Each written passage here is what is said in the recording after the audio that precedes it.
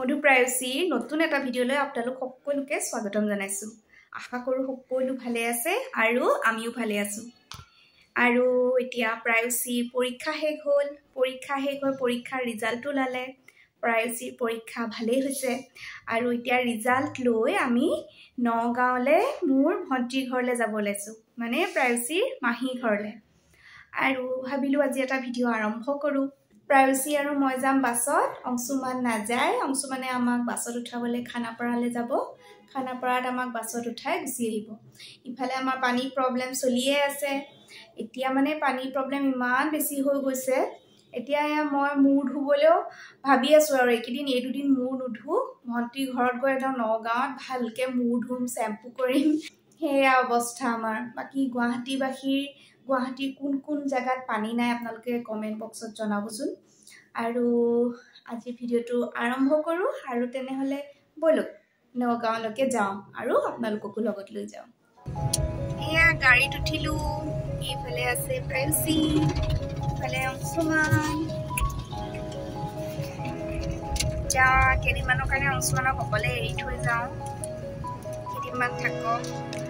বাল্টি চাল্টি মগ চগ চবতে অকণ পানী ধৰি থৈ আহিছোঁ, কাৰণ দিনটোতো অংশুমান নাথাকিবই। তেনেহ'লে ব'লক গৈ থাকোঁ আৰু আপোনালোককো অলপ দেখুৱাই গৈ থাকিম। গুৱাহাটীখন যে ইমান ধূলি হৈছে, গোটেই বাহিৰত একো দেখাই নাপায়, গোটেই ধূলি। গাড়ী চাড়ী লগচতেৰা মানুহ, গছবোৰ গোটেই গছবোৰ ধূলিৰে একেবাৰে খাই গৈছে।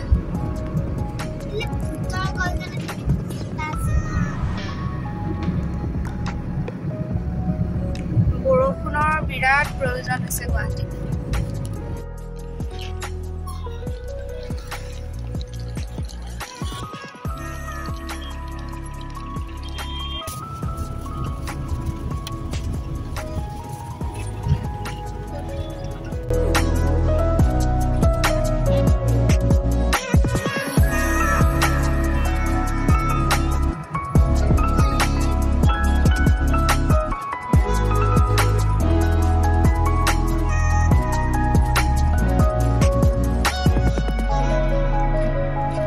পালোহি এইফালে।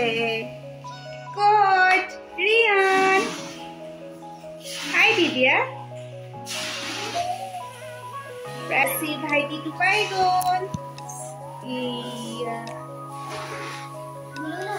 এইফালে আমাৰ ৰিয়ানৰ গাড়ীবোৰ একদম সজাই থৈ দিছে ধুনীয়াকে না ৰিয়ান?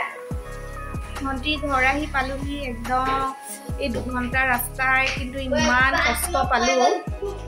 বাছবোৰ কিবা আহিবই নোখোজে, ৰৈ খানাপাৰাতে বাছত 1 ঘণ্টামান বহিলোঁ। এয়া পালোহি। তাৰপিছত অকণমান চাফ চিকুণ হৈ আপোনালোকক লগ পাই আছোঁ। দেখিছেনে, আকৌ ওলাই আহিছোঁ। ভণ্টিৰ ঘৰত সোমাই কিবা অলপ খাই আকৌ ওলাই আহিছোঁ। তাৰমানে আজি ভণ্টিৰ হাজবেণ্ড মানে চন্দনৰ মাহী ছোৱালীজনী আজি বাৰ্থডে, আৰু এতিয়া আমি আকৌ বাৰ্থডেলৈ গৈ আছো। ইফালে ভণ্টি, এইফালে প্ৰায়চী আৰু প্ৰায়চীৰ ভাইটি। আৰু এতিয়া আমি বাৰ্থডেলৈ গৈ আছো। পাছত আকৌ লগ পাই আছো দেই, তাত গৈ দেখাই আছো।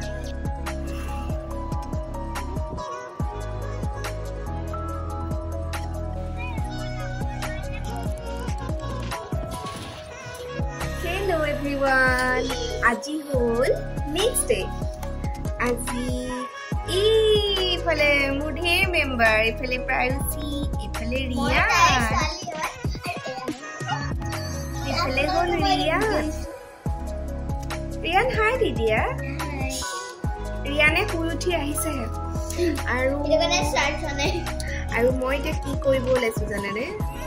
আমাৰ তাত পানী নাই যে, পানী নাই কাৰণে মই মানে একো নিজৰ কেয়াৰ ল'ব পৰা নাই। সেইকাৰণে ভণ্টিৰ ঘৰত আহি ভাবিছোঁ আজি ছুটিখিনি হেনা কৰোঁ। ভাবিলোঁ আপোনালোককো দেখুৱাওঁ, কাৰণ গুৱাহাটীত থকা মানুহৰ কি অৱস্থা হৈ আছে। ঠাই বিশেষে পানী পাই আছে, কিন্তু কিছুমান ঠাইত পানী নাই, খুব অভাৱ হৈছে।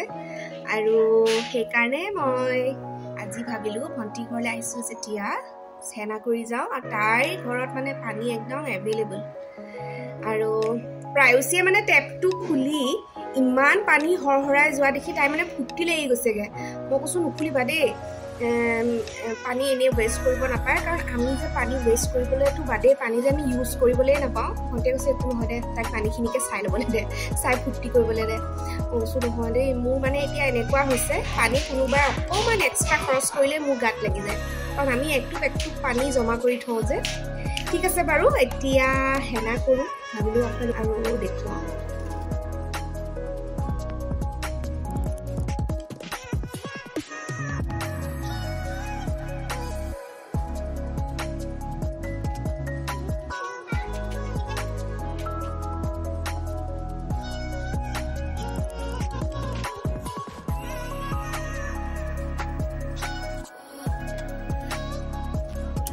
এয়া চোন বিলম্বী টেঙা, এয়া ভণ্টিহঁতৰ ঘৰৰ গছত লাগিছে। সৰু হৈ আছে এতিয়া, অকণমানি কলি কলি হৈ আছে, এয়া ওলাইছেহে। আৰু খাবলৈ টেঙা হয় আৰু খাবলৈ খুব ভাল হয়। মই এবাৰ ভণ্টিহঁতৰ ঘৰৰ পৰা নি আচাৰ বনাইছিলোঁ, ধেৰ লাগিছে। এয়া এয়া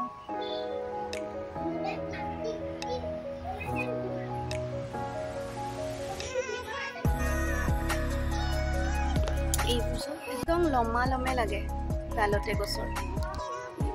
এইবোৰ তলত চব কিমান ভৰ্তি হৈ আছে, এইবোৰ চব। এইটো হ'ল ভণ্টিহঁতৰ ঘৰটো।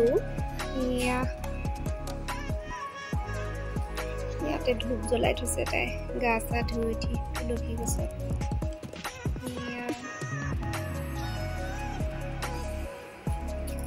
অলপ ভিতৰলৈ সোমাই যাওঁ।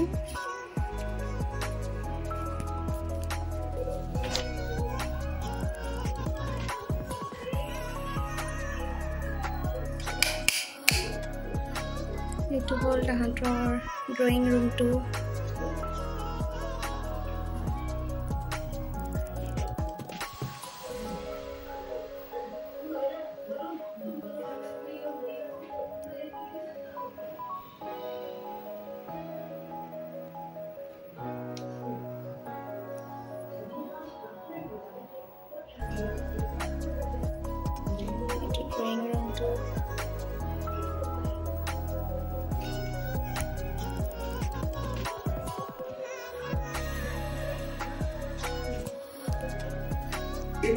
এইটো হ'ল ডাইনিং এৰিয়া, ডাইনিং টেবুল। এয়া ধুনু মামা, আমাৰ ধুনু বেটা আৰু ধুনু বেটিয়ে খাই আছে। এয়া বহি লৈ টিভি চাই আছে, বাল ভাৰত চাই আছে।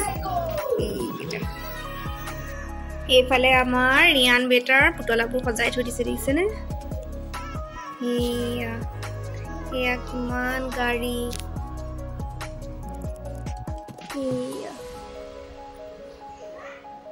এইবোৰ চব খেলা বস্তু ধুনীয়াকে সজাই থৈ দিছে। পুতেকে উলিয়াই থাকে, মাকে আকৌ সামৰি থাকে, সেয়াই কাম আৰু আমাৰ মাকবোৰৰ। এয়া হেনা কৰি মোৰ গা ধুই আহিছোঁ মাত্ৰ, ইমান দিনৰ মূৰত ভালকে এইবোৰ মানে হেনা কৰি মোৰ চুৰ ধুবলৈ পাই ইমান ভাল লাগিছে গাটো।